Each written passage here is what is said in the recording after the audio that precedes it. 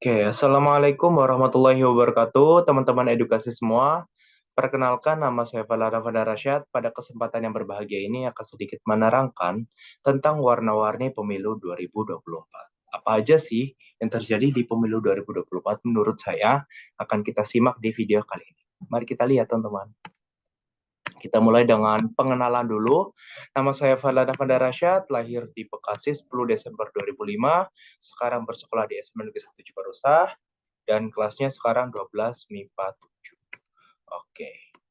Warna-warni pemilu 2024. Kita mulai dengan quotes dari Bung Karno, bangunlah suatu dunia di mana semua bangsanya hidup dalam damai dan persaudaraan. Oke. Di kesempatan kali ini, kita akan membahas tentang pemilu 2024. Apa itu pengertian pemilu? Apa itu tujuan pemilu? Dan apa aja sih yang terjadi di pemilu 2024? Akan kita simak bersama.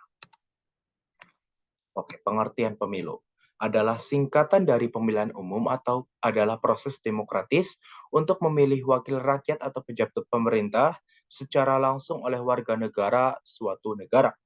Pemilihan umum merupakan mekanisme penting dalam sistem demokrasi modern yang memungkinkan rakyat untuk berpartisipasi dalam menentukan pemimpin dan kebijakan negara.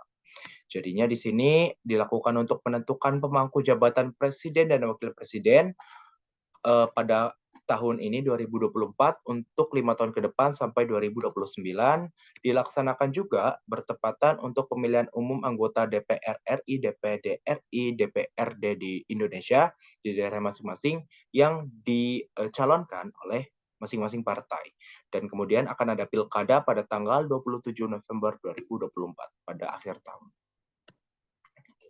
Tujuan pemilu. Apa aja tujuan pemilu yang harus kita ketahui? Yaitu untuk memilih pemimpin tentu saja.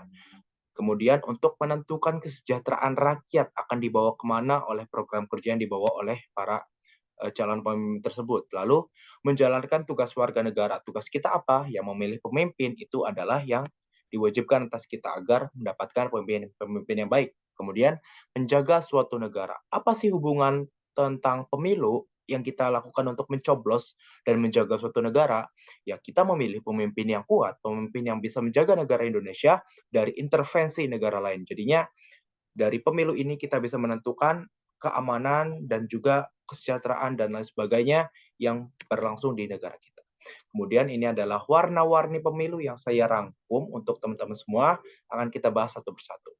Oke, ini adalah putusan MK. Putusan MK ini didasarkan oleh putusan MK nomor 90 garis miring PUU strip XX1 strip 2023 yang mana dikatakan bahwa kepala daerah di bawah usia 40 tahun dapat mengajukan diri sebagai calon presiden atau calon wakil presiden asalkan mereka pernah atau sedang menjabat sebagai kepala daerah. Dalam sejarah pemerintahan kita, Pak Gibran adalah cawapres termuda di usia 36 tahun yang sekarang menjabat sebagai wali kota Solo ya. Kemudian ketika diangkat menjadi calon wakil presiden bersama Pak Prabowo Subianto, beliau bisa untuk naik menjadi pasangan calon yang telah disahkan secara putusan MK atau undang-undang. Oke. Kita lanjut, Slepet Caimin. Ini sempat menjadi viral dan juga ramai di media sosial. Slepet Caimin ini adalah bentuk ungkapan dari ataupun slogan dari Caimin untuk memberantas dan melaksanakan program kerja yang mungkin kurang terlaksana dengan baik di 10 tahun terakhir. Jadinya dalam beberapa kesempatan beliau menjelaskan Slepet itu seperti membangunkan yang ngantuk, lalu mengingatkan yang malas dan juga untuk mendisiplinkan yang kurang disiplin agar menjadi lebih baik lagi. Itu adalah bagaimana penggambaran Caimin melaksanakan program kerjanya bersama Pak Anies Baswedan, yaitu pasangan calon nomor urut 1. Oke. Kemudian Gemoy. Gemoy ini ramai diperbincangkan juga untuk pasangan calon Prabowo Gibran, di mana Gemoy ini adalah ungkapan dari para Gen Z, anak-anak milenial kepada Pak Prabowo yang nampak lucu, imut, dan juga ya menggemaskan begitu ya. kita umpamakan dengan ekspresi gemoy. Ini juga menjadi salah satu slogan yang cukup membuat dampak besar bagi beliau mendapatkan banyak suara dari generasi milenial, generasi muda, anak-anak muda.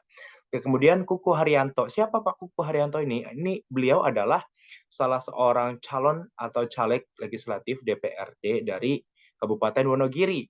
Dengan bermodalkan uang 100.000, beliau menggunakan wifi. 100.000 itu digunakan untuk memasang wifi di rumah, kemudian berkampanye di jejaring media sosial, khususnya TikTok.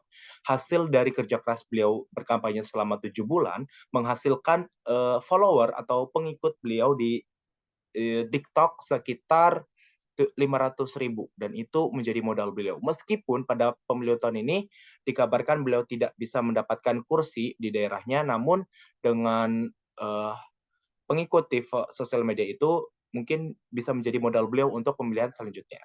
Okay. Dirty vote ini cukup menjadi perbincangan yang hangat di kalangan masyarakat juga, di mana ini film dokumenter yang berisi pengamat politik yang membicarakan tentang pemilu 2024. Dianggap video ini pro dan kontranya cukup kencang karena dianggap memojokkan salah satu pihak dari pasangan calon yang mencalonkan diri pada pemilu tahun ini. Namun apapun hasilnya, apapun yang ingin dibicarakan, semoga pemimpin yang terpilih itu bisa menjalankan tugas dengan baik dan masyarakat bisa menerima program kerja beliau dengan baik juga. Intinya agar Indonesia maju dan lebih baik lagi. Oke, yang terakhir saya mau menyiapkan materi yaitu komeng.